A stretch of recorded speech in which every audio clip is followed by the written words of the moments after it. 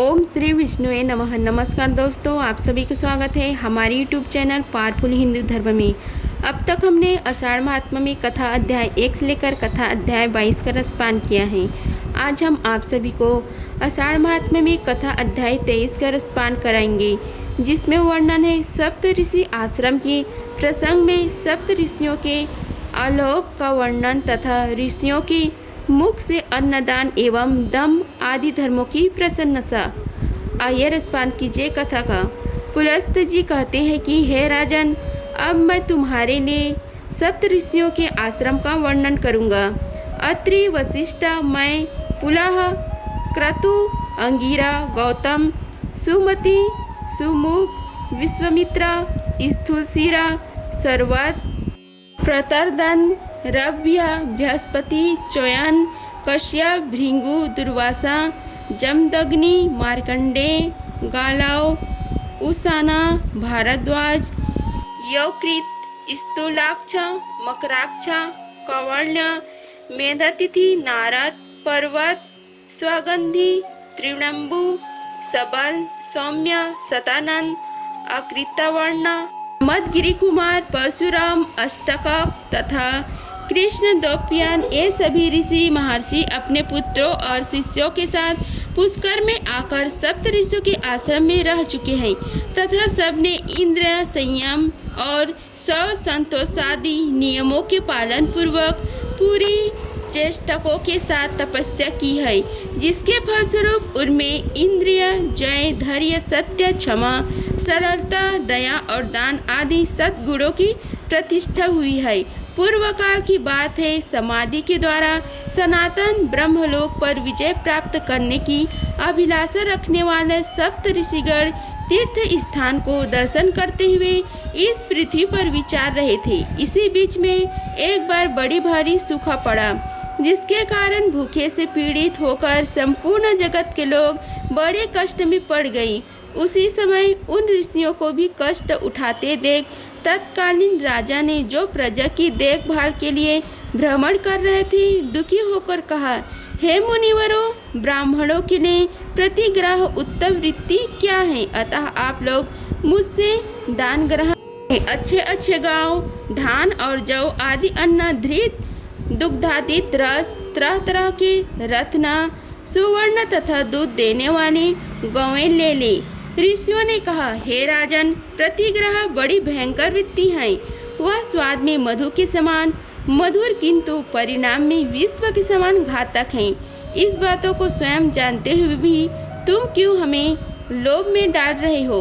10 कसाईयों के समान एक चक्री कुम्हार या तेली, 10 चक्रियों के समान एक शराब बेचने वाला, 10 शराब बेचने वाला के समान एक वेश्या और 10 वेश्यों के समान एक राजा होता है, जो प्रतिदिन 10,000 हत्या गृहों को संचालन करता है। वह सौंडिक है, राजा भी उसी के समान माना गया है। अतः राजा का प्रतिग्रह अत्यंत भयंकर है। जो ब्राह्मण लोभ से मोहित होकर राजा का प्रतिग्रह स्वीकार करता है, वह तामिस्त्र आदि घोर नरक में पकाया जाता है। अतः महाराज, तुम अपने दान के साथ ही यहाँ से पधारो, तुम्हारा कल्याण हो। यह दान दूसरों को देना। यह कहकर वे सप्तऋषि वन में चले गए। तदंतर राजा की आज्ञा से उसके मुनियों ने गुलर के फलों में सोना भरकर उन्हें पृथ्वी पर बिखेर दिया। सप्तऋषि अन्न के दाने बीनते हुए वहां पहुँचे तो उन फलों को भी उन्होंने हाथ में उठाया। उन्हें भारी जानकर अत्रि ने कहा, ये फल ग्रहण करने योग्य नहीं है। हमारे ज्ञान शक्ति पर मोह का पर्दा नहीं पड़ा। हम मंद बुद्धि नहीं हो गए हैं।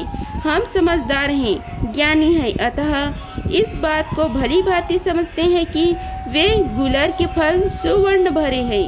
धन इसी लोक में आनंददायक होता है। मृत्यु की बात तो वह ही कटु परिणामों को उत्पन्न करता है। अतः जो सुख एवं आनंद पद की इच्छा रखता है, उसे तो इसे कदापि नहीं लेना चाहिए। वशिष्ठ जी ने कहा, इस लोक में धन संचय की अपेक्षा तपस्या का संचय श्रेष्ठ है। जो सब प्रकार के लौकिक संग्रहों का परित्याग कर देता है, उसके सारे उपद्रव शांत हो जाते हैं। संग्रह करने वाला कोई भी मनुष्य ऐसा नहीं है जो सुखी रह सके। ब्राह्मण जैसे जैसे प्रतिग्रह का त्याग करता है, वैसे वैसे ही संतोष के कारण उसके ब्रह्म तेज की वृद्धि होती है। एक ओर अकिंचनता और दूसरी ओर राज्य को तराजू पर रखकर तोला गया तो राज्य की अपेक्षा अकिंचनता का ही पल्ला भारी रहा। इसलिए जितात्मा पुरुष के लिए कुछ भी संग्रह न करना ही श्रेष्ठ है। कश्यप जी बोले, धन संपत्ति मोह में डालने वाला होती है, मोह नरक में गिराता है। इसलिए कल्याण चाहने वाले पुरुष को अनर्थ के साधन अर्थ का दूसरे ही परित्याग कर देना चाहिए। जिसको धर्म के लिए धन संग्रह की इच्छा होती है, उसके लिए उस इच्छा का त्याग ही श्रेष्ठ है, क्योंकि कीचड़ को लगाकर धोने की अपेक्षा उसका स्पर्श न करना ही उत्तम है। धन के द्वारा जिस धर्म का साधन किया जाता है वह क्षयशील माना गया है। दूसरे के लिए जो धन का परित्याग करता है वही अक्षय धर्म है, वही मोक्ष की प्राप्ति करने वाला है। भारद्वाज ने कहा, जब मनुष्य का शरीर क्षीण होता है तब उसके दांत और बाल भी पक जाते हैं, किंतु धन और जीवन की आशा बूढ़े होने पर भी क्षीण नहीं होती, वह सदा नई ही बनी रहती है। जैसे दर्जी सुई से वस्त्र में सूत का प्रवेश करा देता है, उसी प्रकार ही तृष्णा रूपी शिव से संसार रूपी सूत्र का विस्तार होता है। तृष्णा का कहीं और छोड़ नहीं है, उसका पेट भरना कठिन होता है। वह सैकड़ों दोषों को ढोए हुए फिरती है, उसके द्वारा बहुत से अधर्म होते हैं, अतः तृष्णा का परित्याग ही उचित है। गौतम बोले, इंद्रियों के लोभग्रस्त होने से सभी मनुष्य संकट में पड़ जाते हैं। जिसके चित्त में संतोष है उसके लिए सर्वत्र धन संपत्ति भरी हुई है। जिसके पैर जूते में है उसके लिए सारी पृथ्वी मानो चमड़े से मड़ी है। संतोष रूपी अमृत से तृप्त एवं शांत चित्त वाले पुरुषों को जो सुख प्राप्त होता है वह धन के लोभ से इधर उधर दौड़ने वाले लोगों को कहाँ से प्राप्त हो सकता है। असंतोष ही सबसे बढ़कर दुख है और संतोष ही सबसे बड़ा सुख है। अतः सुख चाहने वाले पुरुष को सदा संतुष्ट रहना चाहिए। विश्वामित्र ने कहा, किसी कामना की पूर्ति चाहने वाले मनुष्य यदि एक कामना पूर्ण होती है तो दूसरी नई उत्पन्न होकर उसे पुनः बाढ़ के समान भेदने रखती है। भोगों की इच्छा उपभोग के द्वारा कभी शांत नहीं होती। प्रयत्न भी घी डालने से प्रज्वलित होने पर अग्नि की भांति वह अधिकाधिक बढ़ती ही जाती है। भोगों की अभिलाषा रखने वाला पुरुष मोहवश कभी सुख नहीं पाता। दग्नि बोले, जो प्रतिग्रह लेने की शक्ति रखते हुए भी उसे नहीं ग्रहण करता वह दानी पुरुष को मिलने वाला सनातन लोगों को प्राप्त होता है। जो ब्राह्मण राज से धन लेता है वह महर्षियों द्वारा शोक करने की योग्य है। उसे मूर्ख को नरक यातना का भय नहीं दिखाई देता। प्रतिग्रह लेने में समर्थ होकर भी उसमें प्रवृत्त नहीं होना चाहिए, क्योंकि प्रतिग्रह से ब्राह्मणों का ब्रह्म तेज नष्ट हो जाता है। अरुंधति ने कहा, तृष्णा का आदि अंत नहीं है, वह सदा शरीर के भीतर व्याप्त रहती है। दुष्ट बुद्धि वाला पुरुष के लिए जिसका त्याग करना कठिन है, जो शरीर के क्षीण हो जाने पर भी जीर्ण नहीं होती तथा जो प्राणांतकारी रोग के समान है, उस तृष्णा का त्याग करने वाले को ही सुख मिलता है। पशु सुख बोले, धर्मपरायण विद्वान पुरुष जैसा आचरण करते हैं, आत्म कल्याणी इच्छा रखने वाले विद्वान पुरुषों को वैसा ही आचरण करना चाहिए। ऐसा कहकर दृढ़ता पूर्वक नियमों का पालन करने वाले वे सभी महर्षि उन सुवर्ण युक्त फलकों को छोड़ अन्यत्र चले गए। घूमते घूमते वे मध्य पुष्कर में गए, जहाँ अकस्मात आए हुए सुन शक नामक परिवर्जकों को उनकी भेंट हुई। उनके साथ वे किसी वन में गए। वहाँ उन्हें एक बहुत बड़ा सरोवर दिखाई दिया, जिसका जल कमल से आच्छादित था। वे सब के सब उस सरोवर के किनारे बैठ गए और कल्याण का चिंतन करने लगे। उस समय सनुशक ने शिक्षा से पीड़ित उन समस्त मुनियों से इस प्रकार कहा, हे महर्षियों, आप सब लोग बताइए, भूख की पीड़ा कैसे होती है। ऋषियों ने कहा, शक्ति, खग, गदा, चक्र, तोमर और बाणों से पीड़ित किए जाने पर मनुष्य को जो वेदना होती है वह भी भूख की पीड़ा के समान मात हो जाती है। दमा, खांसी, क्षय, ज्वर और मिर्गी आदि रोगों से कष्ट पाते हुए मनुष्य को भी भूख की पीड़ा उन सब की अपेक्षा अधिक जान पड़ती है। जिस प्रकार सूर्य की किरणों से पृथ्वी का सारा जल खींच लिया जाता है, उसी प्रकार पेट की आग से शरीर की समस्त नाड़ियां सुखा दी जाती हैं। क्षुधा से पीड़ित मनुष्य को आंखों से कुछ सूझ नहीं पाता, उसका सारा अंग जलता और सूखता जाता है। भूख की आग प्रज्वलित होने पर मनुष्य गूंगा, बहरा, जड़, पंगु, भयंकर तथा मर्यादाहीन हो जाता है। लोग क्षुधा से पीड़ित होकर पिता, माता, स्त्री, पुत्र, कन्या, भाई तथा स्वजनों का भी परित्याग कर देते हैं। भूख से व्याकुल मनुष्य न पितरों की भली भांति पूजा कर सकता है, न देवताओं की, न गुरुजनों की सत्कार कर सकता है, न ऋषियों की तथा अभ्यागतों का। इस प्रकार अन्न न मिलने पर देहधारी प्राणियों में ये सभी दोष आ जाते हैं। इसलिए संसार में अन्न से बढ़कर न तो कोई पदार्थ हुआ है न होगा। अन्न ही संसार का मूल है। सब कुछ अन्न के ही आधार पर टिका हुआ है। पितर, देवता, दैत्य, यक्ष, राक्षस, किन्नर, मनुष्य और पिशाच सभी अन्नमय माने गए हैं। इसलिए अन्नदान करने वाले को अक्षय तृप्ति और सनातन स्थिति प्राप्त होती है। तप, सत्य, जप, होम, दान, योग, उत्तम गति, स्वर्ग और सुख की प्राप्ति, ये सब कुछ अन्न से ही सुलभ होते हैं। चंदन अगर धूप और शीतल काल में ईंधन का दान अन्नदान के 16वें हिस्से के बराबर भी नहीं हो सकता। अन्न ही प्राण, बल और तेज है। अन्न ही पराक्रम है। अन्न से ही तेज की उत्पत्ति और वृद्धि होती है। जो मनुष्य श्रद्धापूर्वक भूखों को अन्न देता है वह ब्रह्म स्वरूप होकर ब्रह्म जी के साथ आनंद मनाता है। जो एकाग्रचित होकर अमावस्या को श्राद्ध में अन्न दान का महात्म्य मात्रा सुनाता है, उसके भीतर आजीवन संतुष्ट रहते हैं।